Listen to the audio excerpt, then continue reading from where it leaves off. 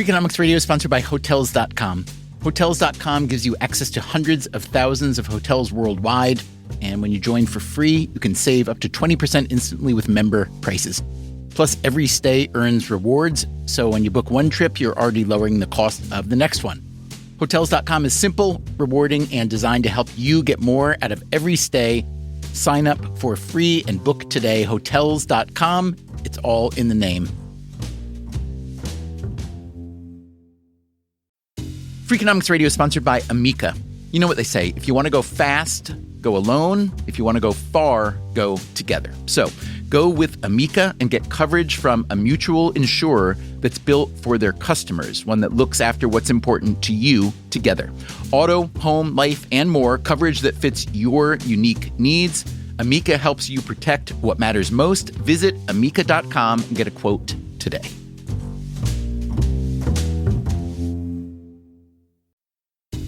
Freakonomics Radio is sponsored by Mint Mobile. Ditch overpriced wireless with Mint Mobile. Cut your wireless bill to $15 a month at mintmobile.com/freak. Upfront payment of $45 for 3 months, $90 for 6 months, or $180 for 12 months. Plan required, $15 per month equivalent. Taxes and fees extra, initial plan term only. Greater than 50 gigabytes may slow when network is busy, includes up to 20 gigabytes hotspot. Capable device required. Availability, speed, and coverage varies. See mintmobile.com.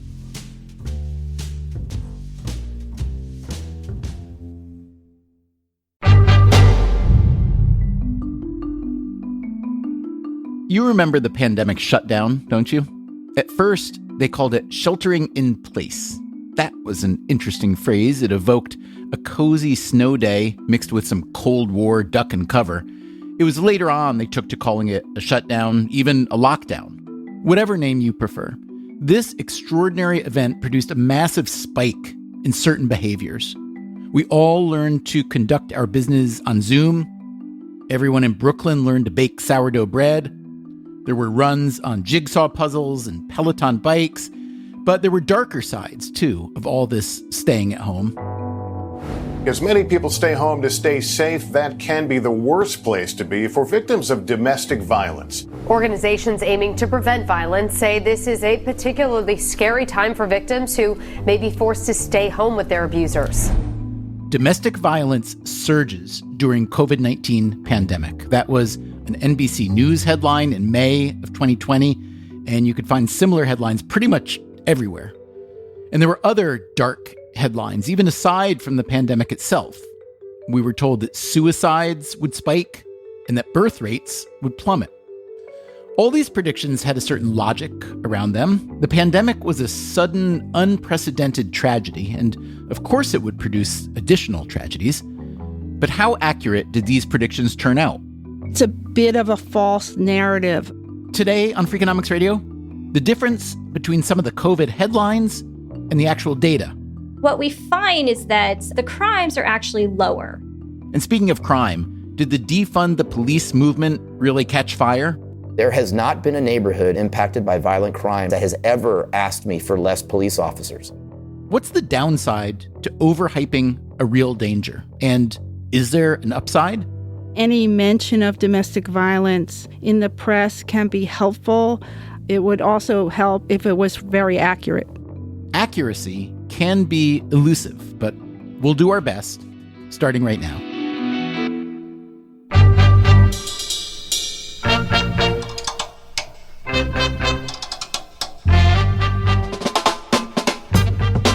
This is Freakonomics Radio, the podcast that explores the hidden side of everything, with your host, Stephen Dubner.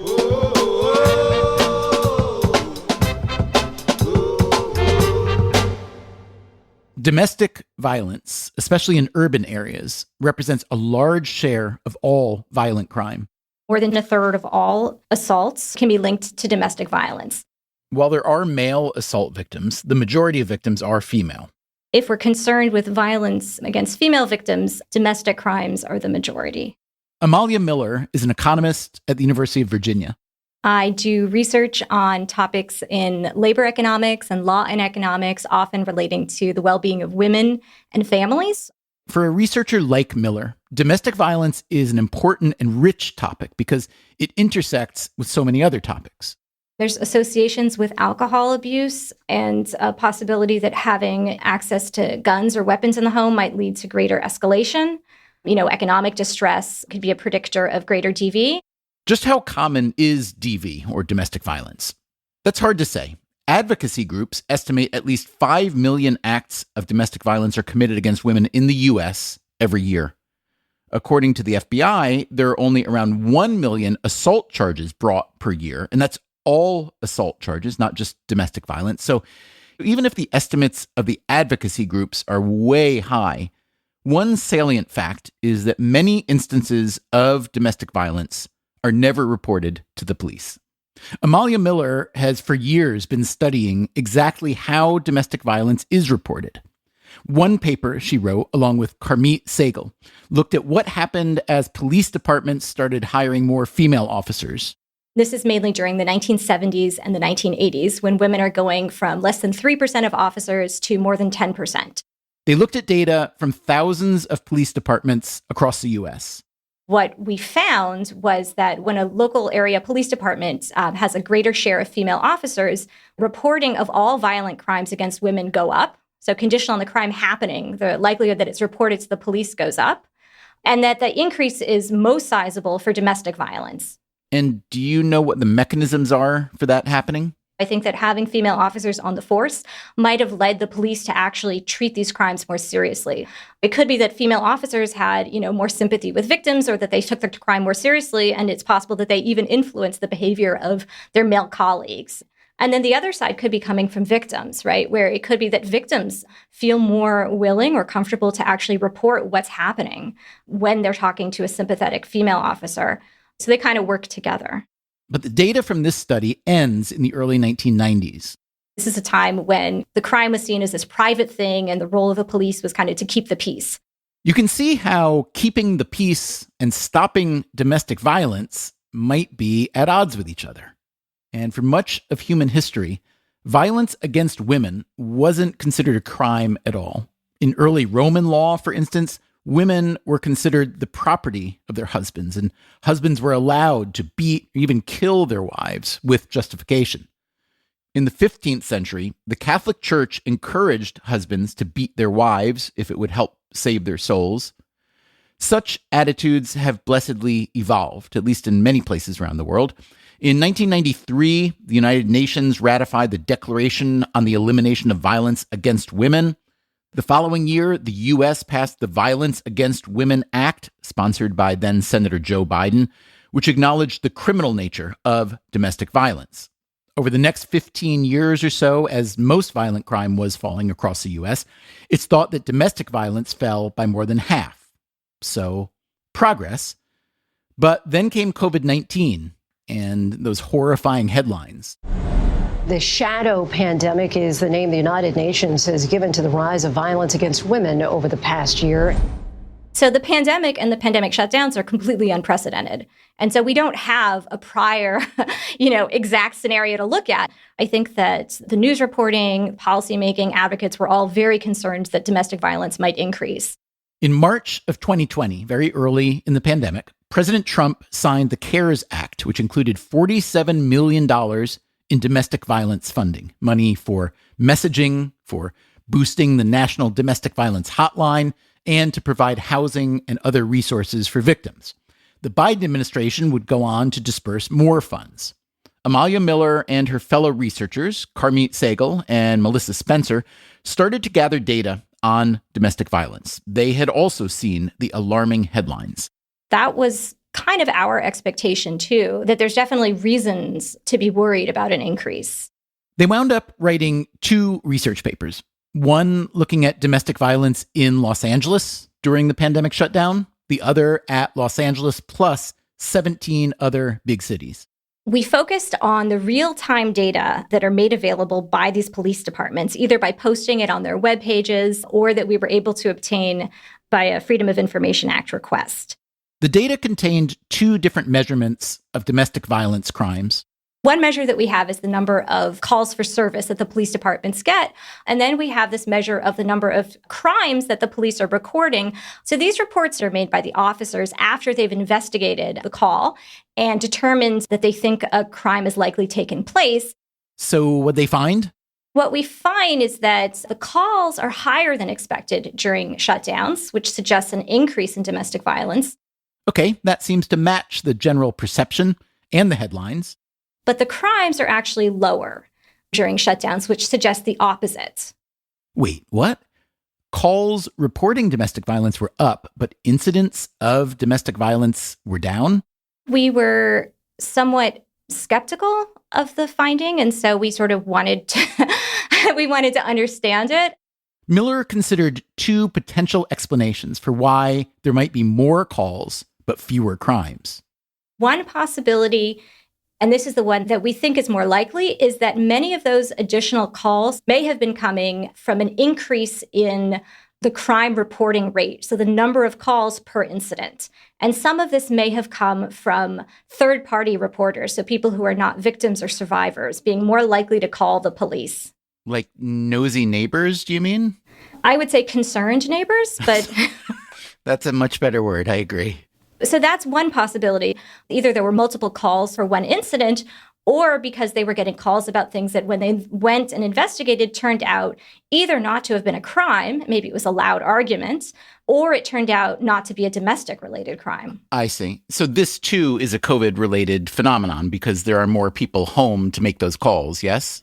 That's right. There are more people home, and so it could be that neighbors were just more likely to call. The other theory is the possibility that all of these calls do reflect an increase in actual incidents of violence, but that police are somehow neglecting or failing to record these cases. And so the idea there has to be that the police are less likely to investigate and file an incident report for domestic violence during a shutdown than they would otherwise have been. And how can you determine whether that's true or not? So I can't determine it directly. Certainly, it's not something that police departments, either individual officers or police leadership, were saying that they were doing. They say that they were still prioritizing domestic violence cases. These are all big city police departments. They all have operating procedures to handle domestic cases. They have designated units and staffing to handle these cases. So I think that the face of it, I wouldn't expect them to reduce their effort. How trustworthy do you, as an academic researcher, feel the data are that come from police departments? I think that the data from police departments are very flawed. They're very limited. They are very incomplete. And they are the only thing we had at the beginning of the pandemic. So I feel like availability kind of trumps everything else. You know, we can imagine perfect data, but we're not getting that. Right. But I can hear you say that and think, so maybe the story that your research is telling isn't quite as plausible because there are too many ways that the reality could have slipped between the cracks of the data analysis, between the original police data that you are getting that you admit is imperfect and the way that your analysis works. Okay, so the most convincing thing to me was the information on intimate partner homicides and the data on suicide rates. What do the homicide and suicide data tell Miller about domestic violence? Remember, domestic violence makes up a huge share of violent crime generally. Homicide and suicide can both represent the most severe outcomes of a domestic violence attack. And so these numbers, fatal outcomes and non-fatal domestic assaults, they tend to travel together. So we don't see increases in these fatal outcomes. And so to me, that pushed me more towards believing the possibility of an aggregate decrease in incidents, knowing that it's possible that there's something unmeasured that did go up.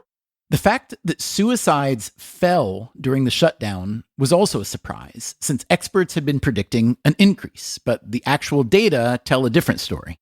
The data that have been released on suicides from the CDC are still preliminary estimates.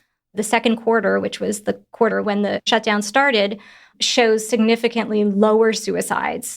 Miller is talking about the second quarter of 2020. So not just no increase, but significantly lower than would be predicted from previous years in seasonal trends.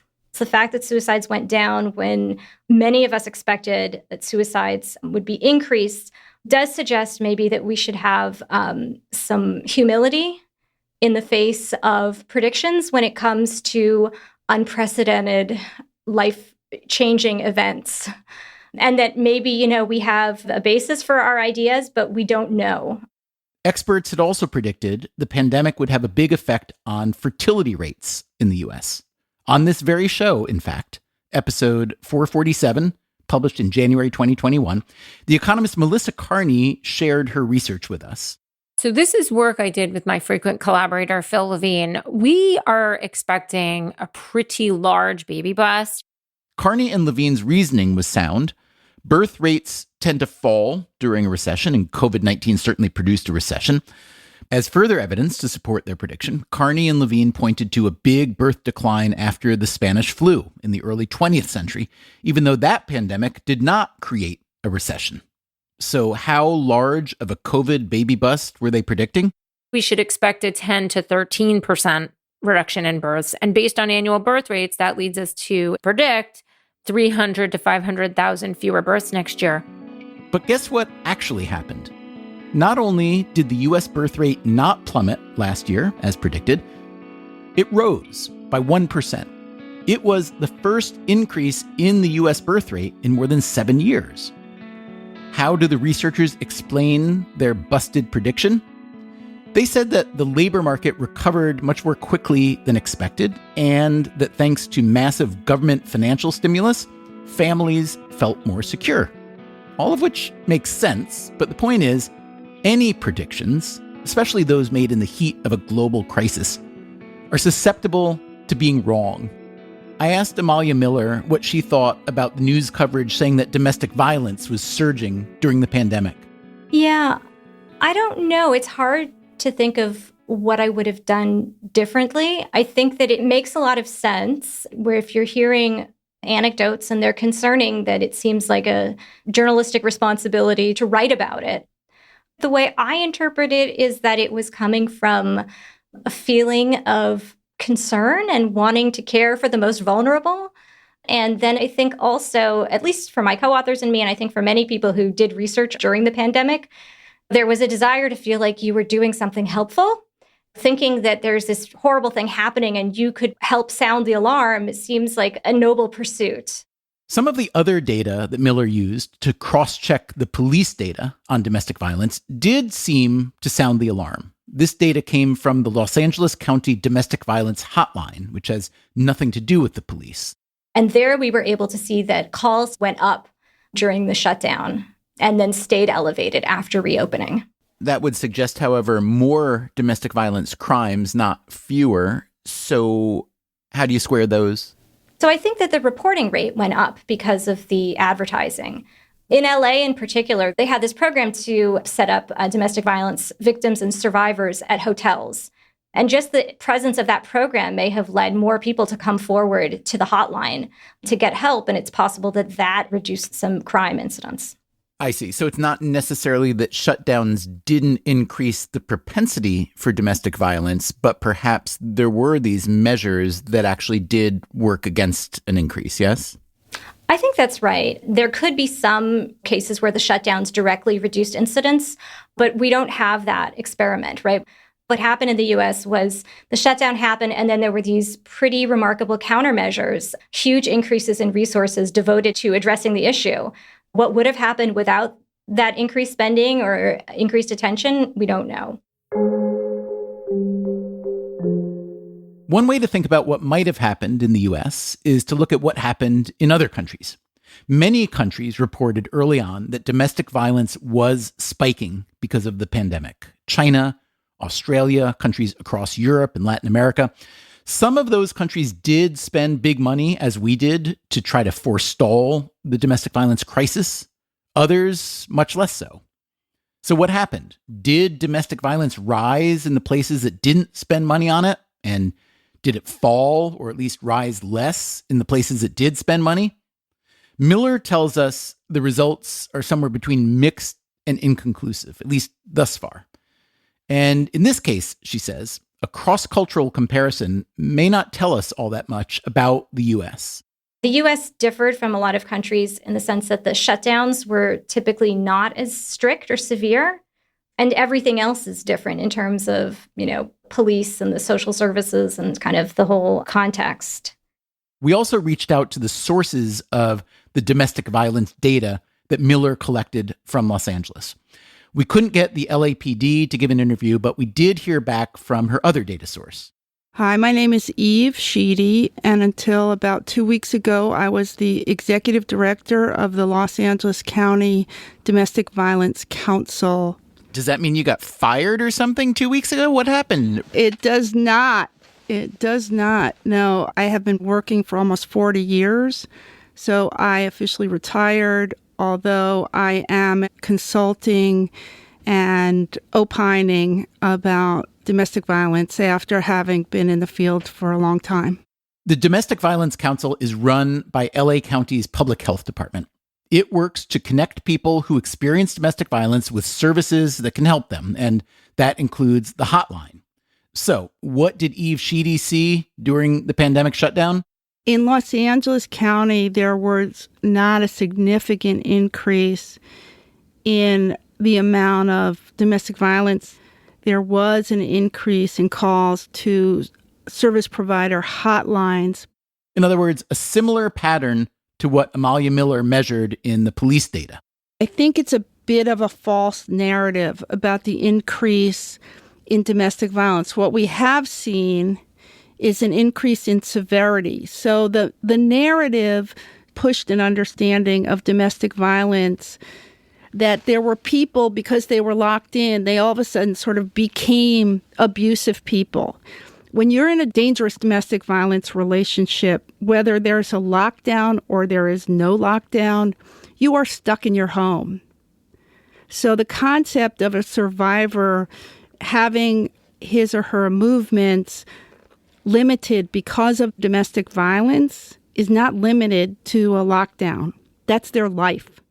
When you were reading these headlines and seeing on TV these reports that domestic violence was spiking, did you feel that there are people who think this problem is much, much worse than it is? Or were you grateful for any attention being paid to the problem, because just because there might be less domestic violence, even one is still a problem? So what was your position? Any mention of domestic violence in the press can be helpful. I do believe there's a bit of a public misunderstanding of both the scope of domestic violence and what it really is. The fear is that people confuse rage with power and control. Those are not the same things.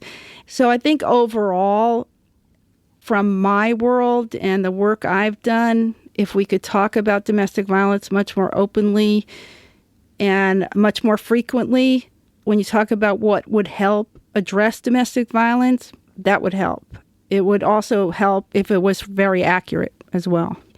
What we should say is domestic violence is incredibly pervasive throughout this society, and it demands our attention every single day. Coming up after the break, what kind of attention gets results? Having that economic cushion, I think, could make a big difference. And how a big city police chief thinks about domestic violence. What that tells me is that the same individuals that are committing those assaults, robberies, and using firearms are the same individuals that are hurting their loved ones. I'm Stephen Dubner. You are listening to Freakonomics Radio. If you or someone you know needs help, call the National Domestic Violence Hotline at 1-800-799-7233. That's 1-800-799-7233.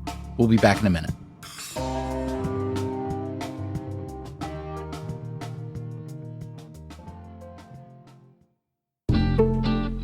Hey there, Stephen Dubner again. Since you listen to Freakonomics Radio, I think you'll also like the Cautionary Tales podcast. On Cautionary Tales, economist and best-selling author Tim Harford uncovers the valuable lessons we can learn from history, finding the morals in the greatest mistakes, tragic catastrophes, and hilarious fiascos of the past.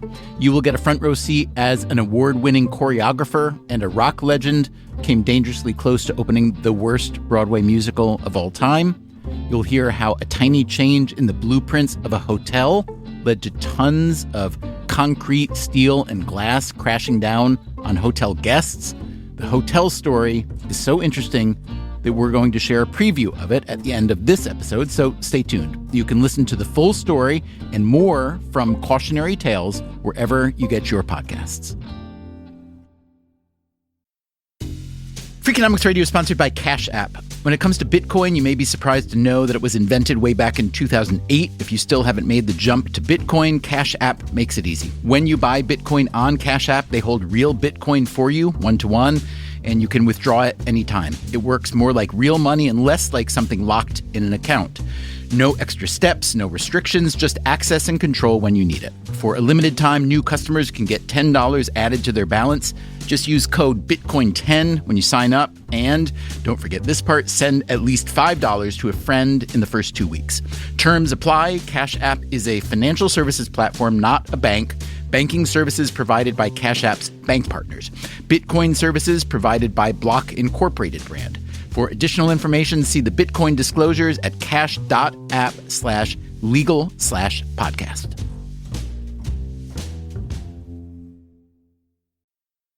Freakonomics Radio is sponsored by Figure. Did you know that 40% of homeowners own their home outright? If that's you, don't let your equity sit idle. Tap it with a home equity line of credit. Figure, the #1 non-bank HELOC lender in the U.S., helps tap equity you've built in your home so you can do things like tackle a renovation or pay down debt. HELOC is a line of credit secured by your home. You can draw what you need, repay, and draw again. Figure offers a 100% online application. Get approved in 5 minutes and funding in as few as 5 days. It's faster than a bank loan and cheaper than a personal loan. Check your rate today without impacting your credit at figure.com/freakonomics.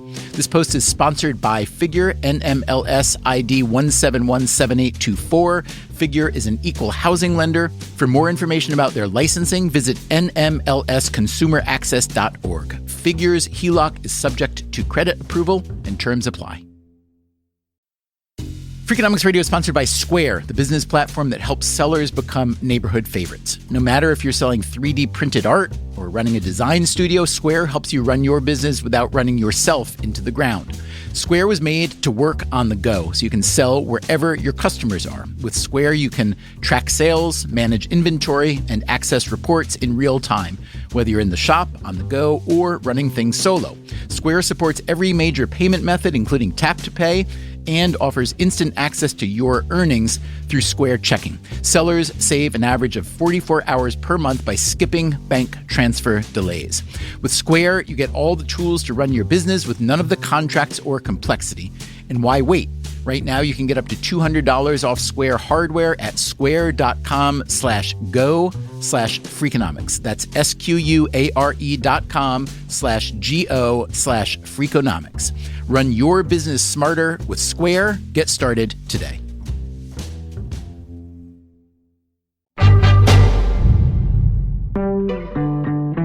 As we mentioned, both the Trump and Biden administrations invested millions of dollars in social services and programs to address domestic violence. Some of this was spent on outreach and messaging campaigns, some on housing and other support. But in many cases, the social service that is most directly involved with domestic violence, especially in its worst forms, is a police department. And police departments in the U.S., as you surely know, have come under serious pressure since the pandemic began. Many of them are facing a significant rise in crime, especially gun violence, while also facing political pressure over racial justice and police abuses of the past. So we called up one big city police chief, Eddie Garcia of Dallas, to talk this over. I was born near San Juan, Puerto Rico, and moved to California when I was very young. I grew up and became a police officer in the city of San Jose. Garcia rose through the ranks in San Jose. Whether it be narcotics, SWAT, homicide, community services, vice, special investigations, criminal intelligence. And I was the chief of police in San Jose for about 5 years before retiring. But a month later, he came out of retirement when he heard that the Dallas job had opened up. I'm a huge Dallas Cowboy fan. I was a Cowboy fan probably before I spoke a word of English. So I've been to the city a few times. Always loved the diversity of it. What was your perception of Dallas and the job in Dallas and the crime in Dallas and all the other parts that go along with being a police chief? A very large city, very diverse, with an issue that was going on that saw in 2020 with violent crime going up, seeing levels of violent crime that the city hadn't seen in a while. What did you know about the causes of that rise in crime? Violent crime is rooted in poverty, education, lack of jobs, family structure, food deserts, and those type of things, right? The police come in and we have to deal with the symptom, not necessarily the disease. The police obviously have quite a bit of leverage and ability to do things, but you don't really have that much leverage to address the underlying root causes of all these things. So how do you first think about controlling what you can control and then doing something about it? Well, that's exactly right. You got to look at what you can control. What we did in the city of Dallas is we broke it down in about 101,000 crime grids. And these grids are areas a little bit bigger than a football field. We ended up really focusing proactive and visible presence in about 45 to 50 of those grids. Now, 45 to 50 of those grids is actually a very small percentage, obviously, of 101,000 grids. But those 45 or 50 grids represent about 10% of the city's overall violent crime. Our mantra here in this police department is weed and seed. We need to take the criminal element off the street, but we also have to seed our community with positivity. And so you look at that problem apartment complex or strip mall and you ask yourself, okay, after the police take the criminal element out, what else is needed? Does it need lighting? Does the street need fixing? Does there need to be a park nearby so that the kids have somewhere to play? Do we need to bring landlords and have them accountable? Do we need more libraries? This grid system that Garcia is describing and directing resources to the biggest trouble spots, that's known as hot spotting, and it's been a common policing practice for quite some time. Dallas has so far seen success under Garcia. Violent crime in most big cities has been going up since the pandemic, but in Dallas, it's been falling, even with the number of arrests falling too. So that's one way in which Dallas is an outlier, but there's another having to do with domestic violence. Back in the 1980s, before the federal legislation that increased protections for victims of domestic violence, Dallas had one of the first police units devoted to it. How'd that happen? There had been a class action lawsuit by women in Dallas who argued that the government was denying them equal protection under the law. This forced the police department to create a specialized unit. We were only required to do it for 2 years, but it's still going to this day. That's Kylie Hawks, a police major in Dallas who used to run the Domestic Violence Task Force. The task force is amazing because it has created communication between the police department and the advocacy groups. Many cities now have specialized police units to fight domestic violence. The Dallas unit is staffed by detectives trained to help the victims, but also to follow up after the crime to make sure the offenders are properly prosecuted. The domestic violence detectives can get anywhere from 30 to 70 cases a month. The one thing about domestic violence that is different from a lot of other offenses is that our probable causes are pretty much handed to us, right? So a patrol officer goes out, answers a 911 call. They get all the elements of the offense. They take pictures of the victim's injuries.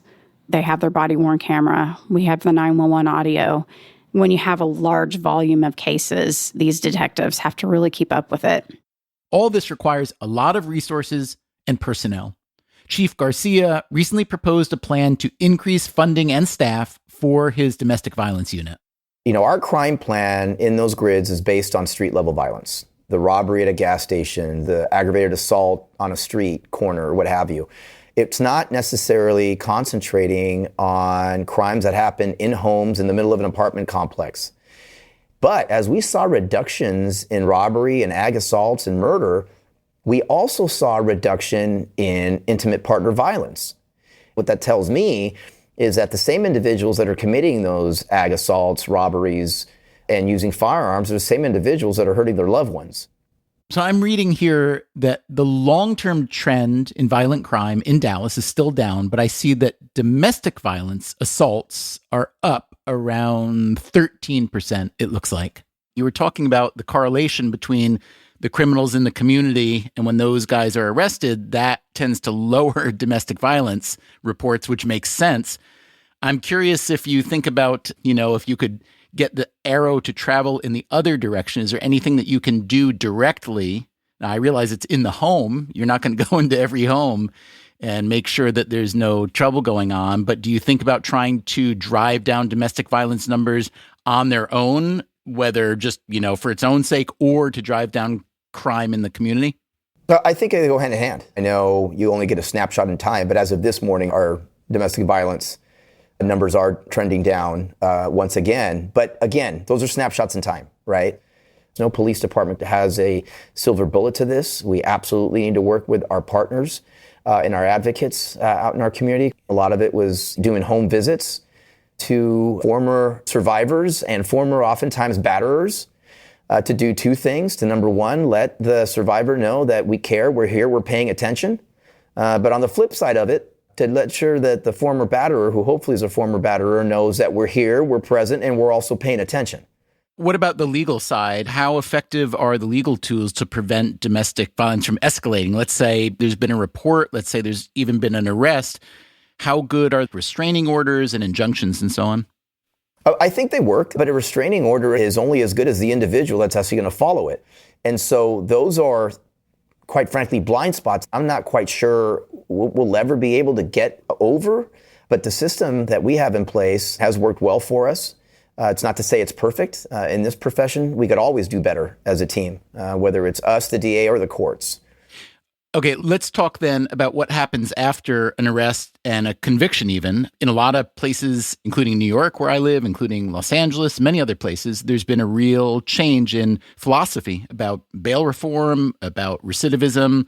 We all know the story, and you read one article about somebody who was in jail or in prison for a short time, a long time, whatever, gets out and kills somebody. Everybody hates that story, but also people are trying to balance from a human rights and civil rights perspective too. So can you talk about the relationship of the PD there with the DA or other institutions to try to strike that right balance and where you're pushing that to get to?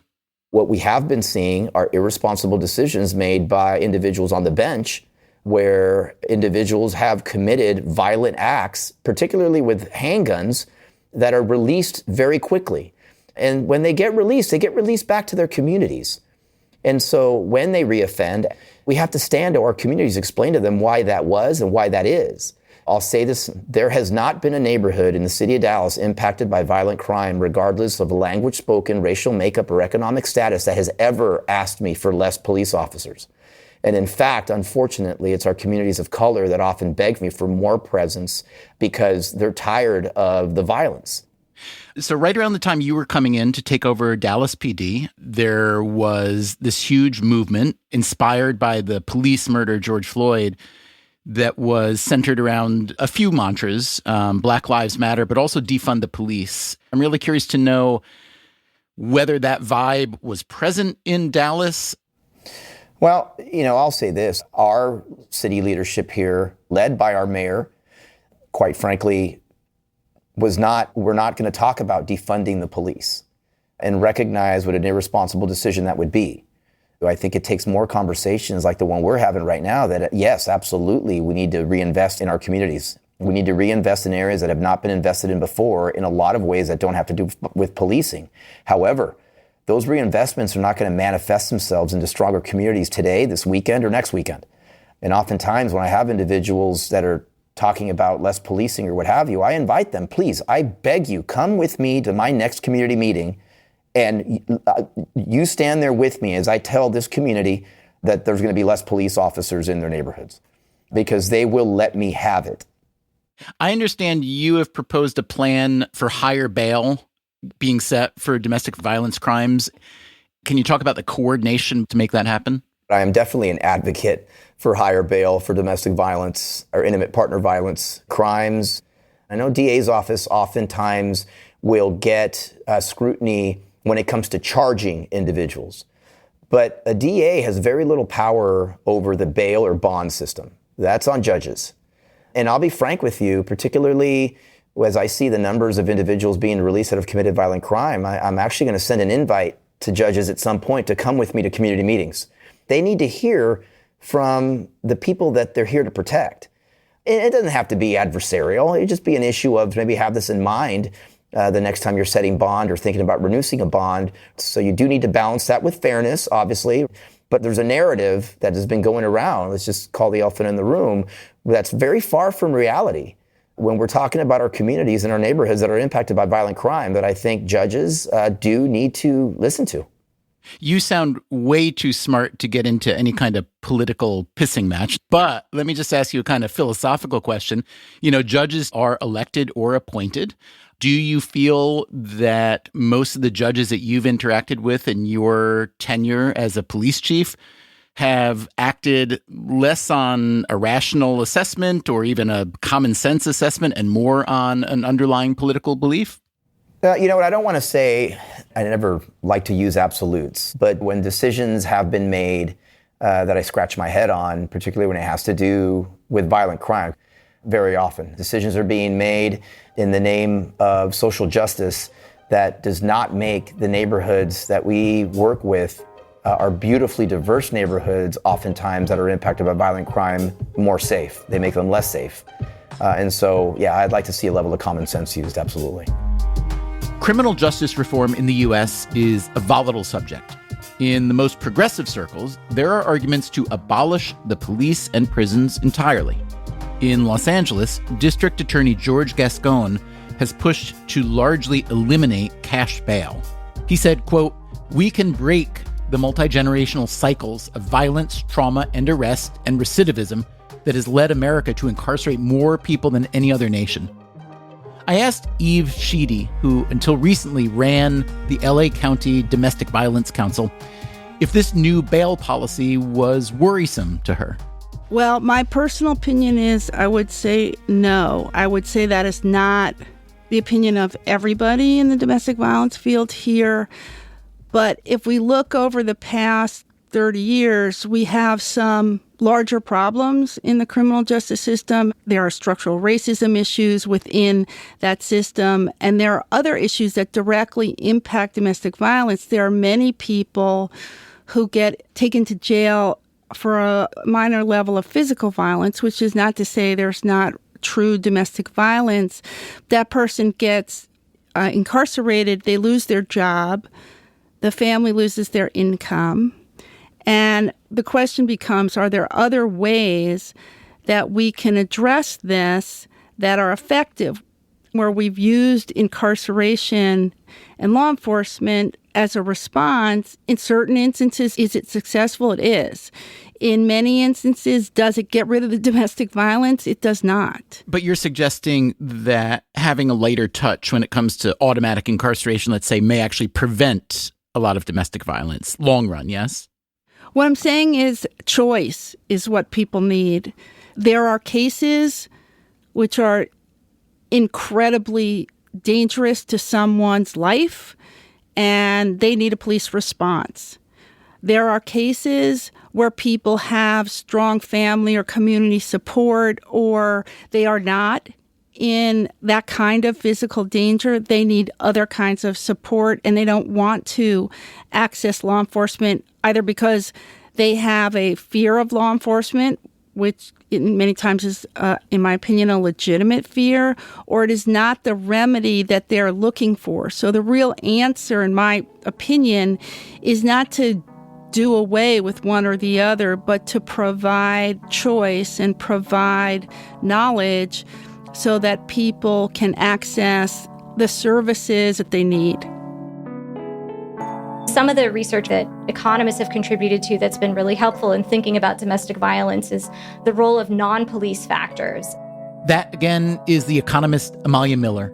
And in particular, I'm thinking about work by Anna Azer and others that shows how female empowerment, so when women have better employment opportunities and better wages, that's associated with significant declines in domestic violence. Having that economic cushion, I think, could make a big difference. Do you feel in this case where there was such widespread and really noisy reporting about how terrible domestic violence was during COVID because of lockdowns, do you feel there's a little bit of a problem in hyping danger that doesn't exist to the degree that it does? Is there a, boy cried wolf problem here? I think it would be really wrong to interpret our findings as saying, oh, yeah, that was a bunch of hullabaloo about nothing, and we should cut funding and cut resources. That would be very upsetting to me, and we don't find direct support, but it's certainly consistent that the drop in crimes partly did come from this expansion in financial resources, like in the CARES Act, but also just all this attention and publicity. And to me, I think that suggests, if anything, that we were leaving some opportunities untapped to try to address domestic violence. And I do want to know, what are the factors that actually reduce violence? And if we can't measure it and we can't study it, then we're never going to improve things. I'm not objective in the question of, do I want women to be, victimized or not? I'm biased. I'm against violence. But at the same time, I'm unbiased when it comes to, methodological approaches or policies that can be beneficial. Thanks to Amalia Miller, Eve Sheedy, Eddie Garcia, and Kylie Hawks for their insights and analysis today. And thanks to you, as always, for listening. Again, if you or someone you know needs help, you can reach the National Domestic Violence Hotline at 1-800-799-7233. Coming up next time on the show, Live Golf is a Saudi-backed attempt to get the world to not pay attention to their atrocious record on human rights. A political controversy is broken out in the usually very boring precincts of professional golf. Sports and politics are in a relationship. They're having an affair, so to speak, and their illegitimate child is sports washing. So that's a pretty new term. Basically, it means using some sort of sporting event to try to cover over any problems a country has had in the past. The term may be new, but the practice isn't. So, does sports washing work? It's not going to erase tanks rolling across a border. A strange story about a murderous Saudi prince, the best left-handed golfer in history, and pad thai? That's next time. Until then, take care of yourself, and if you can, someone else too. Freakonomics Radio is produced by Stitcher and Renbud Radio. This episode was produced by Zach Lipinski. Our staff also includes Neil Carruth, Gabriel Roth, Greg Rippin, Ryan Kelly, Julie Canfer, Rebecca Lee Douglas, Morgan Levy, Eleanor Osborne, Jasmine Klinger, Emma Terrell, Lyric Bowditch, Jacob Clementi, and Alina Kuhlman. Our theme song is Mr. Fortune by the Hitchhikers. All the other music was composed by Luis Guerra. You can get the entire archive of Freakonomics Radio on any podcast app, along with the other shows in the Freakonomics Radio network. Please check out our newest show about dogs. It's called Off Leash. To learn more or to get our newsletter, go to Freakonomics.com. I'm the kind of person who thinks that they're rebellious, but nobody else thinks that about me. Like high school, I think I wore pajamas to school one day and was sent to the principal's office and was told, this is going to be on your permanent record. And I was like, yeah, whatever, I don't care. You are wild. It's amazing you're not in prison wearing pajamas to school. I had a nice blazer on top also. It was cute. The Freakonomics Radio Network, the hidden side of everything. Stitcher. And now here, as promised, is an excerpt from an episode of the Cautionary Tales podcast with host Tim Harford.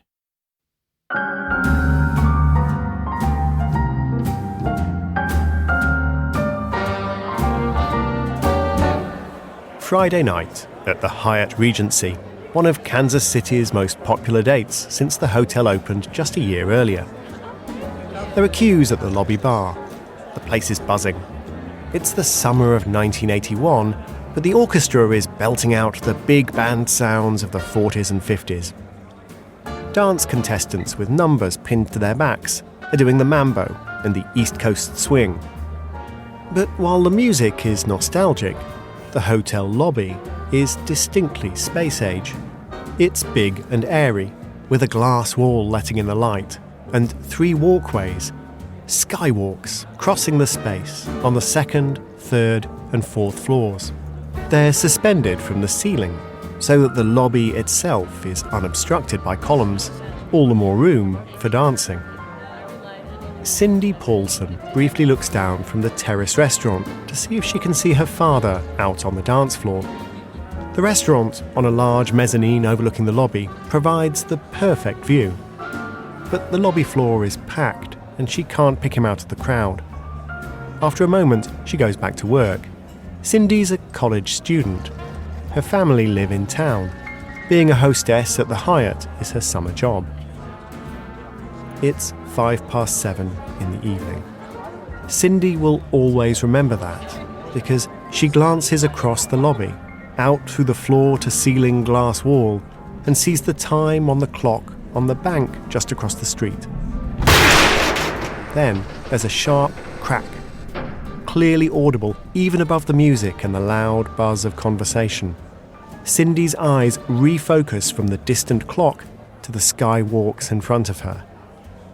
But she can't believe what she's seeing.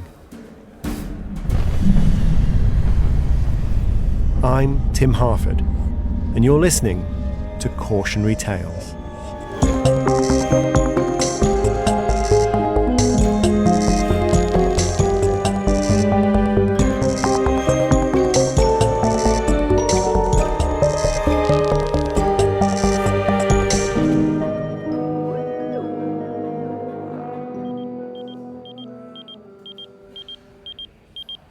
Dr. Joseph Wackerly got the call almost immediately from emergency dispatchers. We need you at the Hyatt. He grabbed a stethoscope and scrubs and ran to his car. Wackerly, just 35 years old, had already served as the director of Kansas City's emergency medical system. He rushed to the scene. When Wackerly arrived at the Hyatt, it was lit by the flashing lights of ambulances. Amid the crowd, there were dozens of injured people. Some were bleeding, others had broken bones, some were lying on stretchers. Wackerly sprang into action, checking who needed assistance most urgently. Then a paramedic grabbed him. "You're in the wrong place," he said. "The real casualties are inside the hotel. You need to get inside." The lobby was no longer airy and bathed in evening sunlight. It was coated in concrete dust. The skywalks no longer levitated across the atrium.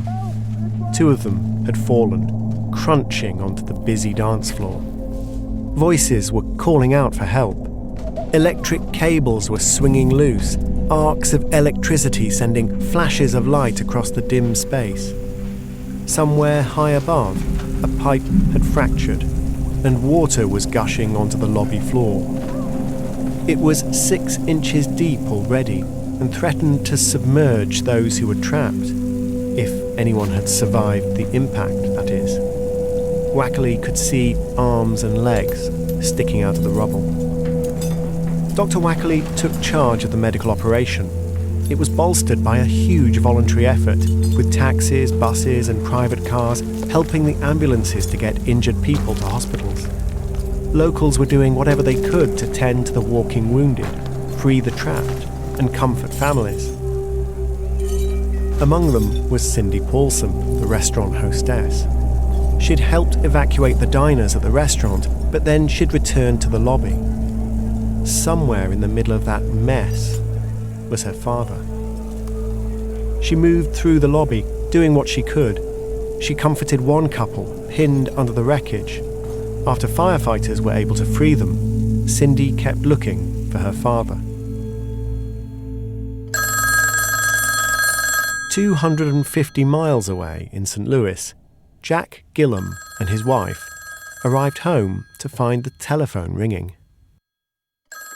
The call was from one of the architects at the Hyatt Regency Hotel. There's been a collapse at the Hyatt. Jack Gillum was stunned.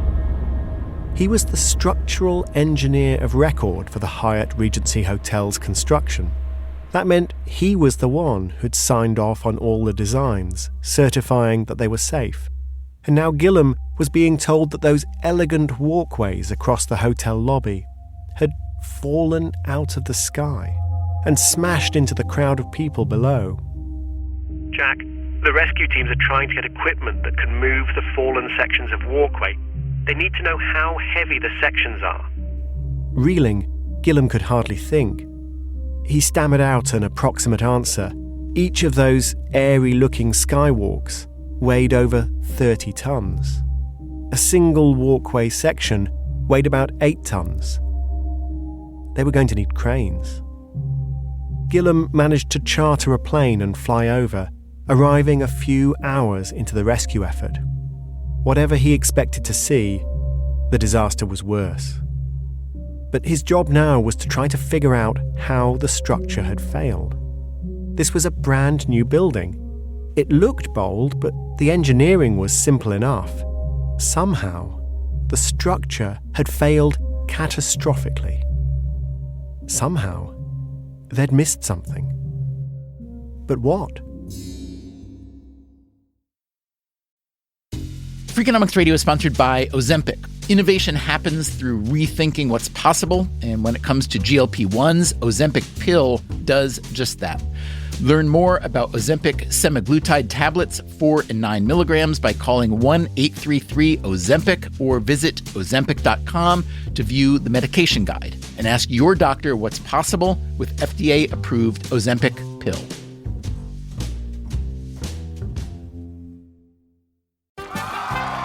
Welcome back to Should I See a Doctor? Contestant, you're camping when a rash appears on your leg. Do you A, ignore it, B, frantically search the internet, or C, use telehealth through Walmart? Telehealth through Walmart? Who knew? Oh, I'm going to say C, Walmart. Correct. Walmart can connect you with 24/7 virtual medical care. You genius, you. Well, I can fold a fitted sheet. Walmart. Who knew? Telehealth services offered by third-party providers. Restrictions and fees may apply. In the U.S., there's a break-in every 26 seconds. But when intruders step near, Simply Safe Home Security steps up. Stop. This is Simply Safe. Police are on the way. Using AI alerts, U.S.-based live agents help deter break-ins. Simply Safe, no long-term contracts. Save 50% on your new system with professional monitoring at simplysafe.com/SXM or with promo code SXM. Outdoor deterrence requires a Simply Safe Active Guard outdoor protection plan starting at $49.99 a month. Visit simplysafe.com/licenses for alarm license information. Tennessee 2012.